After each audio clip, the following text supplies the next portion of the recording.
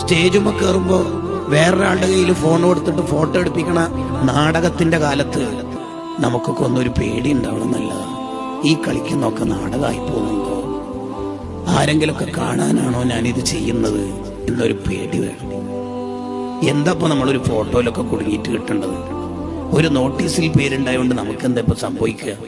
എന്താ കിട്ടുക? സുബഹ നിസ്കാരത്തിന് കുത്തേറ്റിട്ട് മരണത്തോട് മല്ലിടുന്ന ഘട്ടത്തിലും ഉമർ റളിയല്ലാഹു അൻഹു ചോദിക്കുന്ന കണ്ടില്ലേ, ഹുദൈഫ തങ്ങളെ, നിങ്ങൾക്ക് നബി സല്ലല്ലാഹു അലൈഹി വസല്ലം തങ്ങൾ മുനാഫിഖീങ്ങളുടെ ലിസ്റ്റ് തന്നിട്ടില്ലേ, സ്വഹാബിയായി ചമന്ന് നടക്കുന്നവർ? യെസ്, ആ ലിസ്റ്റിൽ ഈ ഉമർ ഉണ്ടോ നോക്കുമോനെ. ഹുദൈഫ തങ്ങൾ കരഞ്ഞു.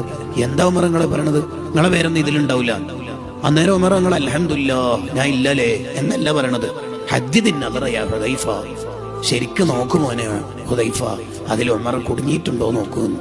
ആര്? റസൂലുള്ളാഹിന്റെ തൊട്ടിപ്പുറത്ത് യാമെന്നാണ്